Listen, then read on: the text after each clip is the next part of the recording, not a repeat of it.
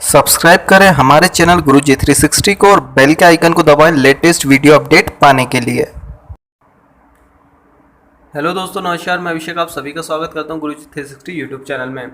तो साथियों, जो भी स्टूडेंट है जो एमपीएसआई की तैयारी कर रहे हैं उनके लिए एक स्पेशल हिंदी की सीरीज़ स्टार्ट की जा रही है, जिसमें हिंदी के जो भी पुराने एग्जाम में क्वेश्चंस पूछे गए एसआई के, वो सभी यहाँ पर कवर करवाए जाएंगे। पुराने जितने भी सेट पेपर्स हैं आपको यहाँ पर कवर करवा दिए जाएंगे, जिसमें आपको हर वीडियो में 70 क्वेश्चंस यहाँ पर मिलेंगे। ठीक है, एक सेट पेपर यहाँ पे पूरा कंप्लीट आपको करवाया जाएगा। तो आपका टारगेट क्या रहेगा कि आपको कम से कम 60 प्लस तो इसमें स्कोर करना ही है।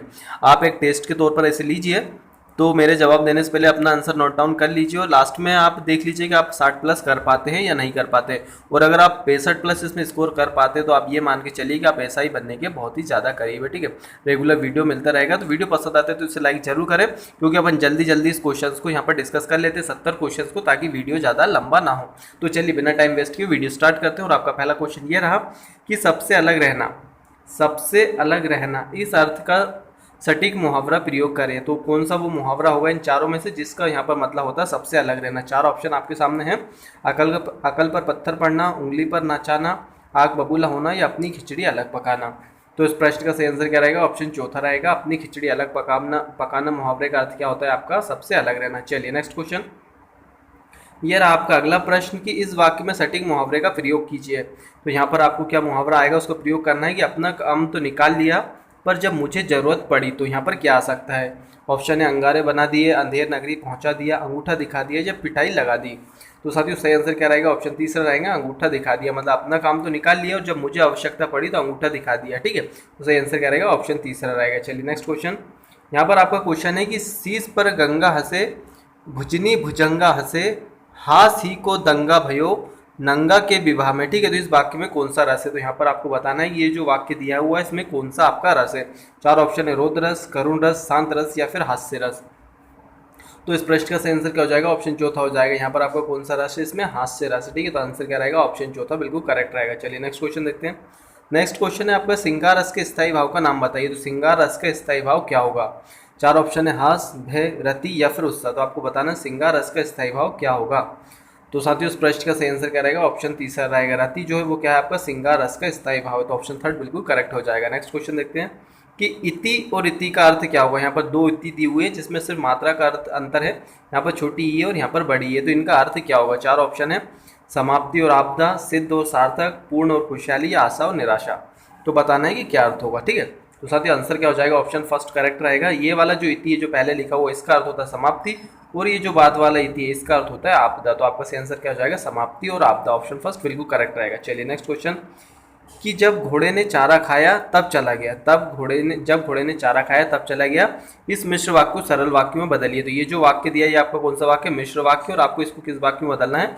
सरल वाक्य में बदलना है। ठीक है, चार ऑप्शन है आपके सामने कि चारा खाकर घोड़ा ठुमक कर चलते बना, चारा खाकर घोड़ा चला गया, घोड़े ने स्वादिष्ट चारा खाया और चलते बना, घोड़े ने चारा खाया और पेट फुलाकर चला गया। तो आपको बताना है कि इस वाक्य का सरल वाक्य कौन सा होगा। तो सही आंसर क्या हो जाएगा? ऑप्शन दूसरा हो जाएगा, चारा खाकर घोड़ा चला गया। ये आपका सरल वाक्य, और ये जो दिया है ये आपका कौन सा वाक्य? मिश्र वाक्य। चलिए अगला प्रश्न है कि करुणे क्यों रोती है, उत्तर में और अधिक तू रोई, मेरी विभूति है जो उसको भावभूति क्यों कहे कोई। ठीक है, तो इसमें आपको कौन सा रस है? यहाँ पर आपको रस का नाम बताना है। यहाँ पर पंक्तियाँ दी हुई है तो इसमें बताना है कौन सा रस है, कि वीर रस, करुण रस, हास्य रस या फिर शांत रस। इन चारों में से बताना है कि यहाँ पर कौन सा रस होगा। तो साथियों यहाँ पर कौन सा हो जाएगा? ऑप्शन दूसरा करेक्ट हो जाएगा। यहाँ पर आपका कौन सा रस है? इसमें कौन सा रस हो जाएगा? इसमें आपका करुण रस हो जाएगा। तो ऑप्शन सेकंड बिल्कुल करेक्ट रहेगा। चलिए अगला प्रश्न देखते हैं, दूर का लड्डू सुहावना होना, इस वाक्य का शुद्ध रूप लिखिए। तो यहाँ पर एक वाक्य दिया हो तो इसका शुद्ध रूप क्या होगा?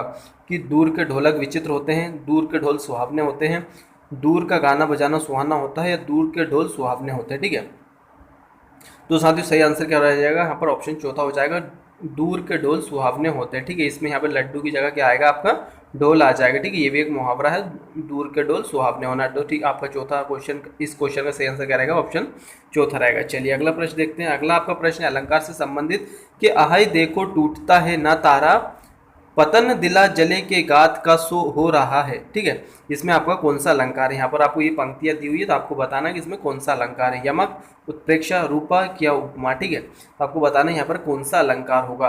तो इस प्रश्न का सही आंसर क्या हो जाएगा? ऑप्शन दूसरा हो जाएगा। यहाँ पर कौन सा अलंकार है? आपका उत्प्रेक्षा अलंकार है। ठीक है, तो ऑप्शन सेकंड बिल्कुल करेक्ट रहेगा। चलिए अगला प्रश्न देखते हैं। अगला आपका प्रश्न है कि ऑडिट ऑफिसर का सही हिंदी परिभाषित शब्द क्या है। तो ये ऑडिट और जो ऑफिसर है इसका हिंदी अर्थ क्या होगा? वित्तीय अधिकारी, आहरण अधिकारी, लेखा परीक्षा अधिकारी या संवितरण अधिकारी। तो साथियों इस प्रश्न का सही आंसर क्या हो जाएगा? ऑप्शन तीसरा हो जाएगा, लेखा परीक्षा अधिकारी।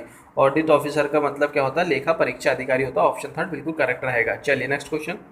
ये रहा आपका अगला प्रश्न कि उसने अपने मित्र का पुस्तकालय खरीदा।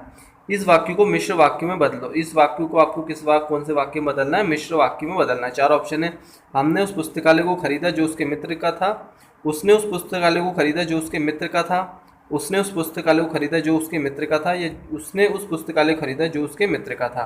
ठीक है, तो इसमें से सही आंसर क्या रहेगा? तो साथियों इस प्रश्न का सही आंसर क्या रहेगा? उसने उस पुस्तकालय को खरीदा जो उसके मित्र का था। ठीक है, तो ऑप्शन थर्ड बिल्कुल आपका करेक्ट रहेगा। और ऑप्शन फोर्थ में वही दिया पर यहाँ पर पुस्तकालय गलत लिख दिया गया है। ठीक है, इस प्रकार आपको ये भी ध्यान रखना है कि आप जल्दी जल्दी में इसी को टिक ना कर दें कि उसने उस पुस्तकालय को खरीदा जो उसके मित्र का था। इसको भी यहाँ पे आपको देखना है कि यहाँ पर ये पुस्तकालय गलत लिखा हुआ है और इसमें आप देखेंगे तो यहाँ पर ये मित्र गलत लिखा हुआ। तो आपको ये बारीक चीज़ें भी ध्यान रखनी है। तो इसका सही आंसर क्या रहेगा? ऑप्शन तीसरा रहेगा, उसने उस पुस्तकालय को खरीदा जो उसके मित्र का था। ठीक है, तो ऑप्शन थर्ड आपका बिल्कुल करेक्ट रहेगा। चलिए नेक्स्ट क्वेश्चन देखते हैं। ये रहा आपका अगला क्वेश्चन कि विशेषण और विशेष के योग से कौन सा समास बनता है? विशेषण और विशेष के योग से कौन सा समास बनता है? तो ऑप्शन है द्वंद्व समास, कर्मधारय समास, तत्पुरुष समास या फिर द्विगु समास। तो इसमें से कौन सा समास है जो विशेषण और विशेष दोनों के योग से बनता है? तो सही आंसर क्या रहेगा? ऑप्शन दूसरा रहेगा, कर्मधारय समास जो है वो आपके विशेषण और विशेष्य दोनों से बनता है। चलिए अगला प्रश्न देखते हैं।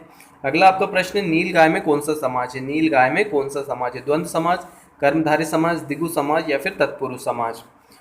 तो साथियों प्रश्न का सही आंसर क्या हो जाएगा? ऑप्शन दूसरा हो जाएगा, कर्मधारय समाज। यहाँ पर कौन सी समाज हो जाएगी? कर्मधारय समाज हो जाएगी, क्योंकि नील गाय का समाज वगैरह क्या होगा? नीली है जो गाय, मतलब कि एक क्या है? विशेष है और एक क्या है? विशेषण है। ठीक है, गाय की यहाँ पर विशेषता बताई जा रही है। कौन सी गाय है? नीली गाय है। तो यहाँ पर कौन सी समाज हो जाएगी? कर्मधारय समाज हो जाएगी। चलिए, नित्य का विलोम शब्द क्या होगा?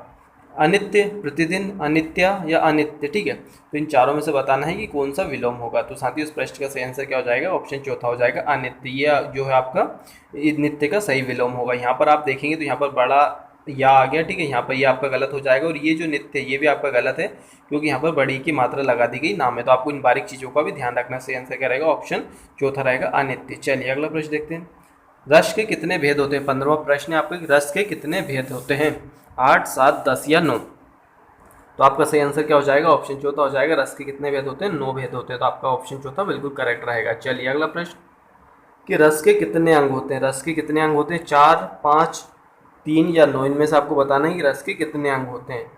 तो साथियों आपका सही आंसर क्या हो जाएगा? ऑप्शन तीसरा हो जाएगा, रस के कितने अंग होते हैं? 4 अंग होते हैं। ठीक है, तो ऑप्शन थर्ड आपका बिल्कुल करेक्ट रहेगा। चलिए अगला प्रश्न देखते हैं कि किसी विचार अथवा भाव के विस्तार को पल्लवन कहा जाता है। तो पल्लवन किसे कहा जाता है? ठीक है, चार ऑप्शन है, निराशा भरे, अस्पष्ट और छोटे, बेकार और दुर्लभ, सुगंधित या गुणफुत। ठीक है, तो इनमें से बताना पल्लवन किसे कहा जाता है। तो आपका सही आंसर क्या हो जाएगा? ऑप्शन चौथा कि किसी सुगठित और कुंफित विचार अथवा भाव के विस्तार को क्या कहा जाता है? पल्लवन कहा जाता है। तो आपका सही आंसर क्या रहेगा? ऑप्शन चौथा हो जाएगा। चलिए अगला प्रश्न देखते हैं कि पर्यावरण डाइजेस्ट कहाँ से प्रकाशित होती है? पर्यावरण डाइजेस्ट आपकी कहाँ से प्रकाशित होती है? रतलाम, सतना, उरई या महर। इनमें से आपको बताना है कि कौन सी जगह से पर्यावरण डाइजेस्ट प्रकाशित होती है। तो आपका सही आंसर क्या हो जाएगा? ऑप्शन पहला हो जाएगा, रतलाम से जो है वो आपकी पर्यावरण डाइजेस्ट प्रकाशित होती है। चलिए नेक्स्ट क्वेश्चन कि पति का पर्यायवाची क्या होगा? पति का पर्यायवाची क्या होगा? ऑप्शन है आपका वल्लभ, दारा, भगिनी या भ्राता। इन चारों में से बताना है कि पति का पर्यायवाची कौन सा हो जाएगा।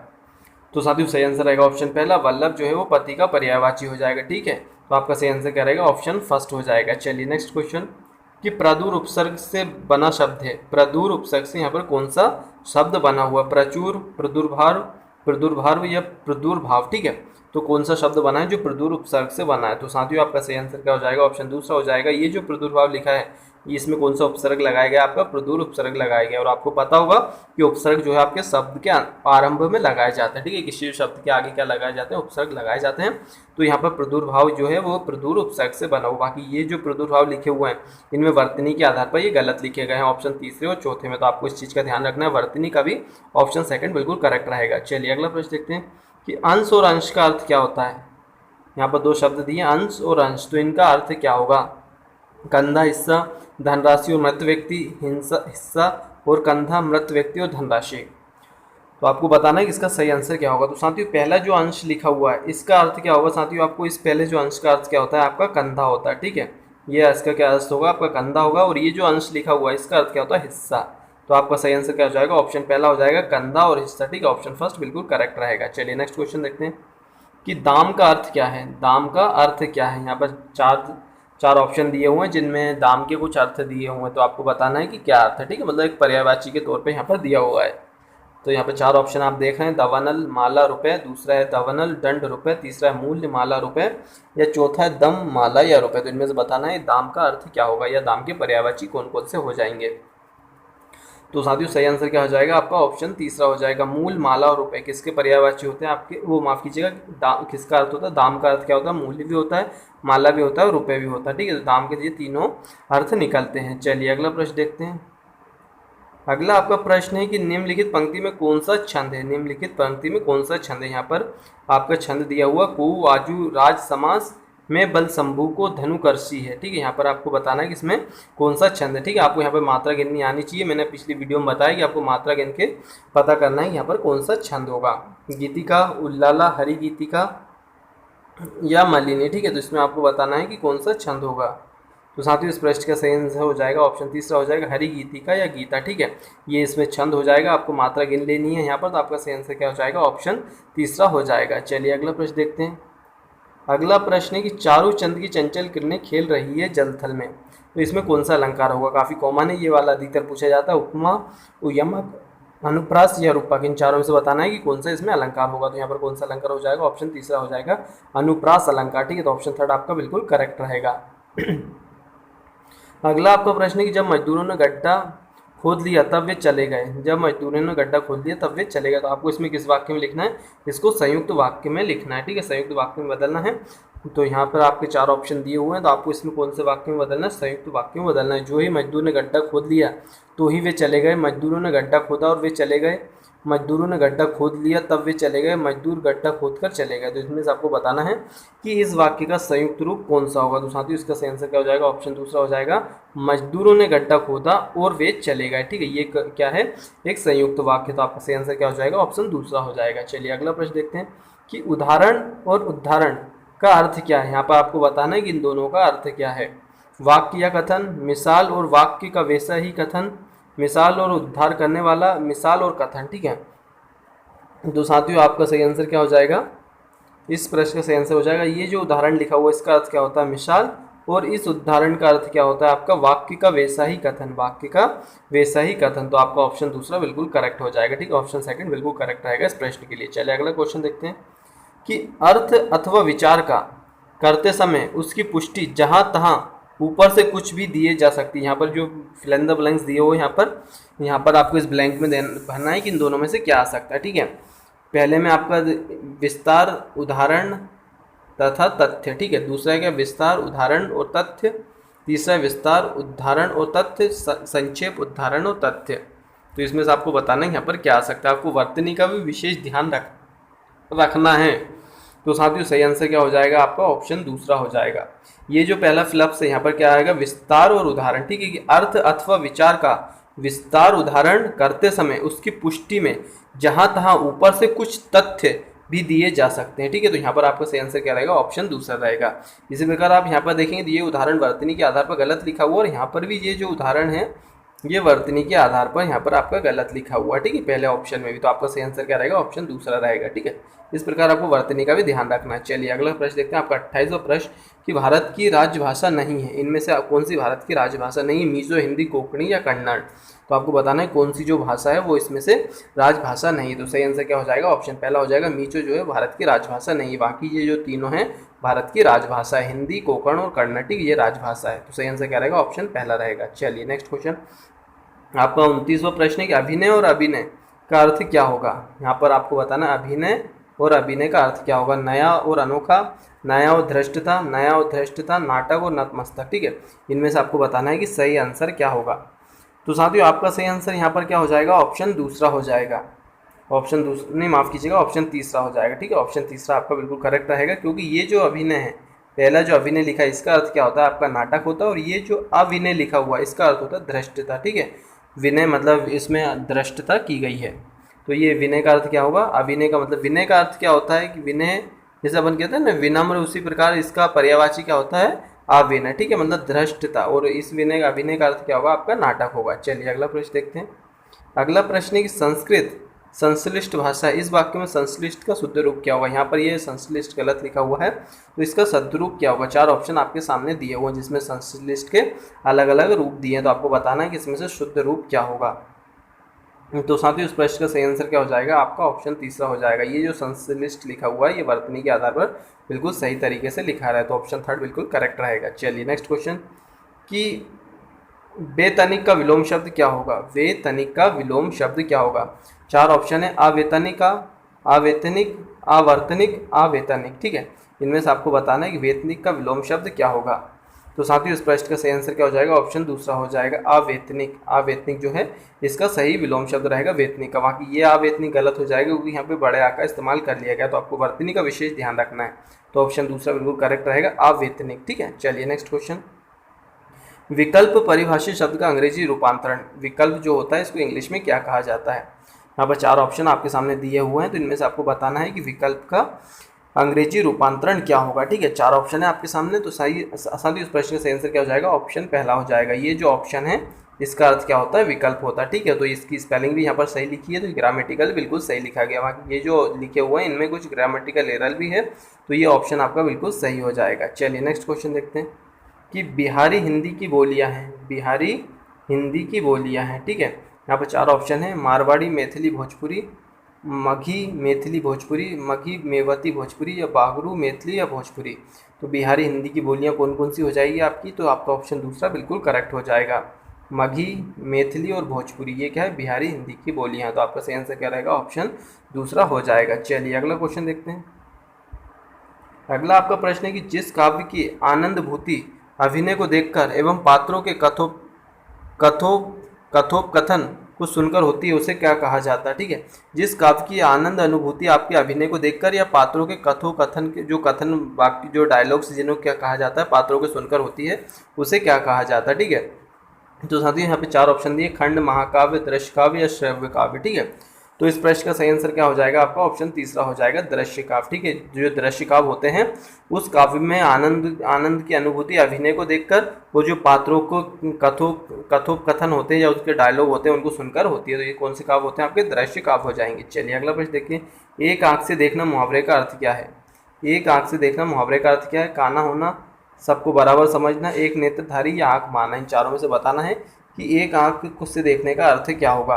तो साथियों सही आंसर क्या हो जाएगा? ऑप्शन दूसरा हो जाएगा, सबको बराबर समझना। ठीक है, एक आंख से देखने मुहावरे का अर्थ क्या होता है? सबको बराबर समझना।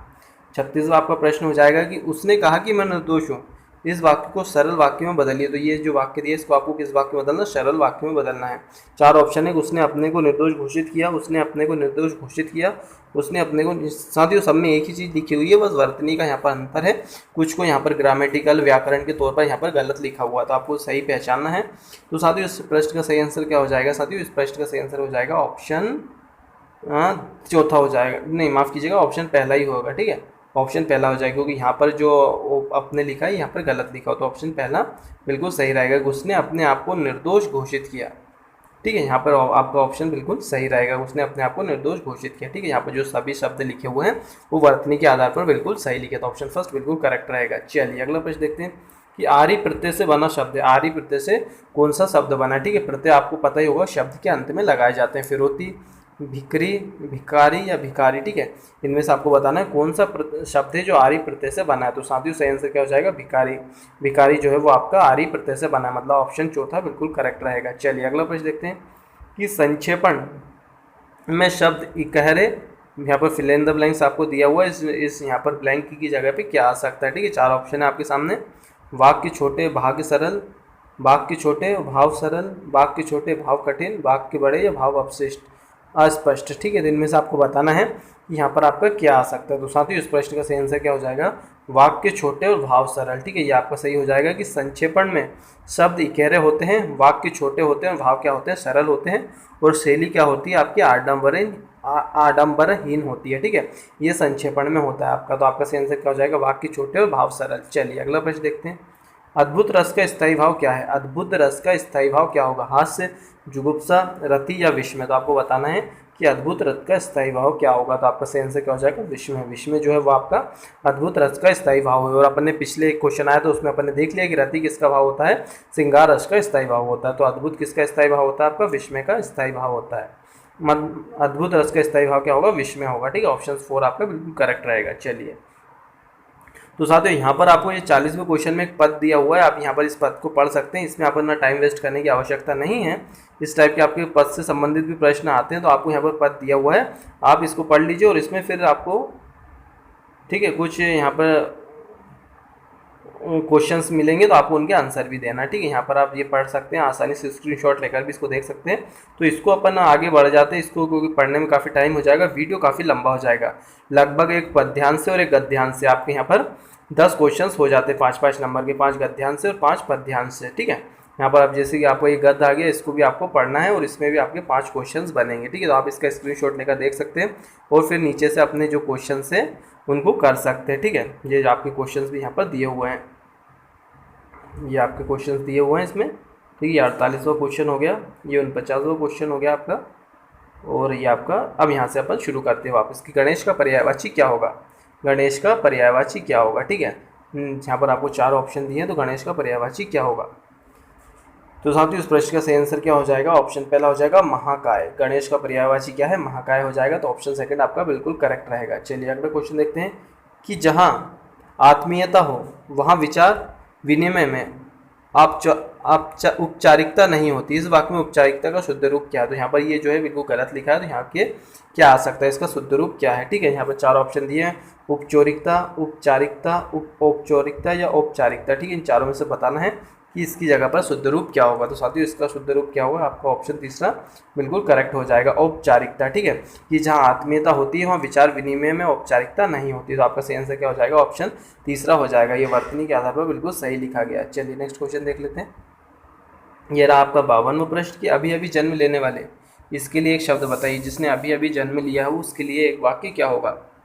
जन्म, नवजात, जन्मजात या अजन्मा। ठीक है, तो साथियों काफ़ी इजी क्वेश्चन है। इसके लिए एक शब्द क्या होगा इस वाक्य के लिए? कि नवजात। ठीक है, जिसने अभी अभी जन्म लिया उसे क्या कहा जाता है? नवजात कहा जाता है।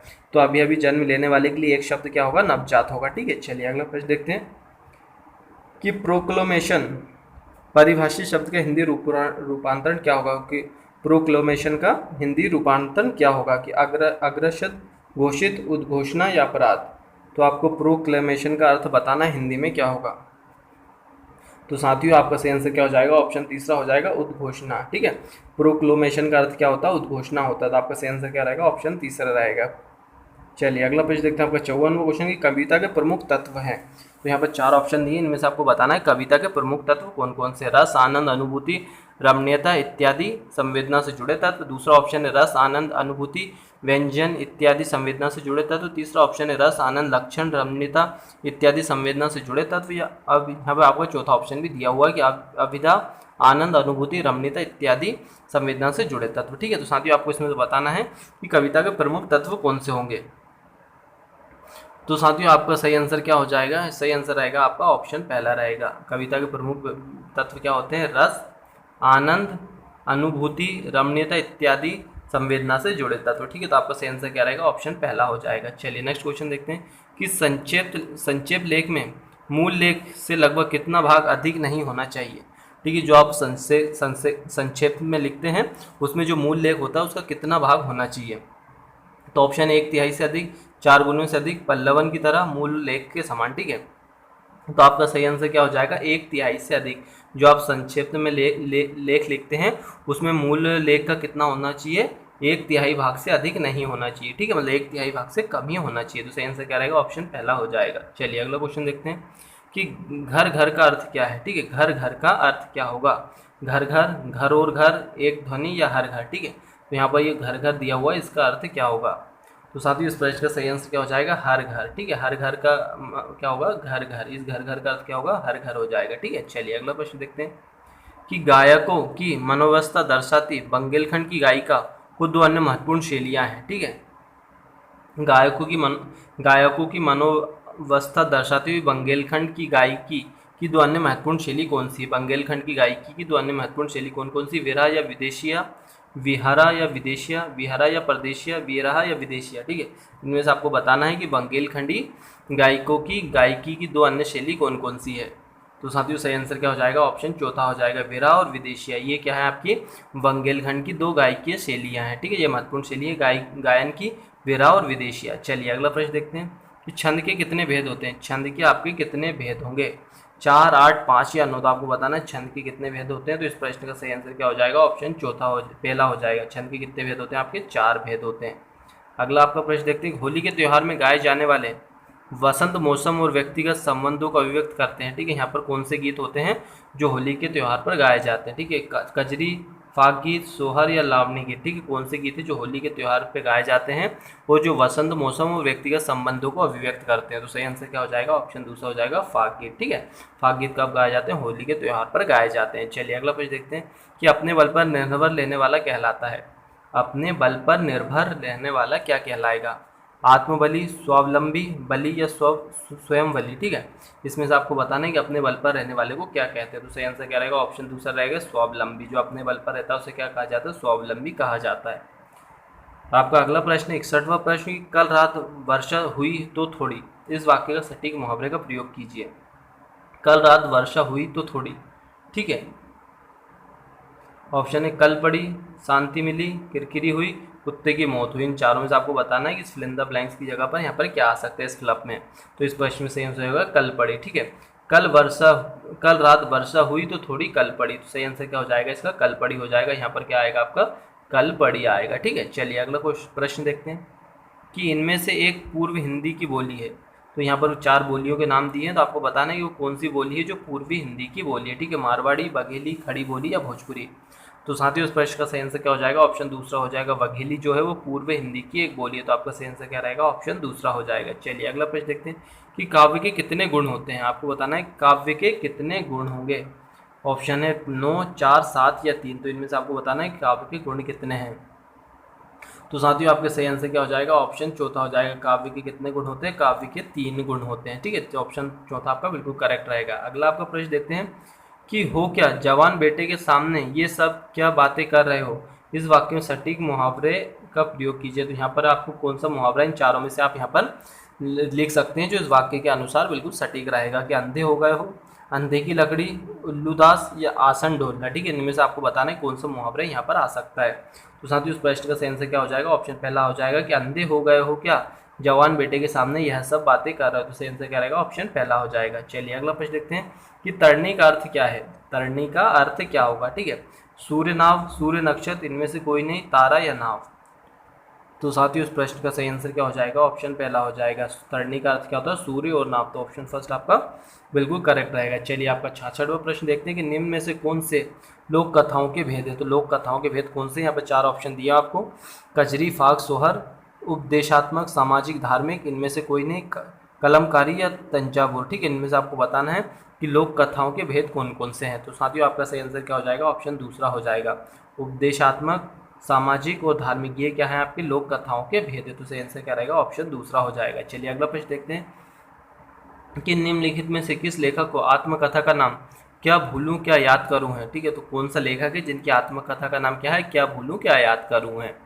तो ऑप्शन है आपका हरिवंश राय बच्चन, अब्दुल कलाम, भारतेंदु हरिश्चंद्र या जयशंकर प्रसाद। इनमें से आपको बताना है किस लेखक की आत्मकथा का नाम क्या भूलूं क्या याद करूं है। तो सही आंसर क्या हो जाएगा? ऑप्शन पहला हो जाएगा, हरिवंश राय बच्चन। हरिवंश राय बच्चन की आत्मकथा का नाम क्या है? क्या भूलूं क्या याद करूं। चलिए अगला प्रश्न देखते हैं कि ये कथन किसने कहे हैं। ये कथन किसने कहे हैं कि सत्य, वोद्रेक या हृदय की मुक्त अवस्था के लिए किया हुआ शब्द विधान काव्य है। ये किसके द्वारा कहा गया है? ये कथन जो है वो किसके द्वारा कहा गया है। ऑप्शन है प्रताप नारायण मिश्र, आचार्य विनोबा भावे, आचार्य हजारी प्रसाद या आचार्य रामचंद्र शुक्ल। तो साथ ही उस प्रश्न का सही आंसर क्या हो जाएगा? ऑप्शन चौथा हो जाएगा, रामचंद्र शुक्ल के द्वारा ये कथन कहे गए हैं। ठीक है साथियों, इस टाइप के प्रश्न भी एमपीएसआई में पूछे जाते हैं, इसलिए इतना इजी नहीं है एमपीएसआई में 65+ स्कोर करना हिंदी में। ठीक है, तो आपका सही आंसर क्या हो जाएगा? आचार्य रामचंद्र शुक्ल। चलिए अगला प्रश्न देखते हैं कि जितेंद्रीय के कौन सा समास होगा। जितेंद्रीय में कौन सा समास होगा। ठीक है, ऑप्शन है द्वंद्व समास, बहुब्रीहि समास, तत्पुरुष समास या फिर द्विगु समास। तो आपको बताना है कि जितेंद्रीय में कौन सा समास होगा।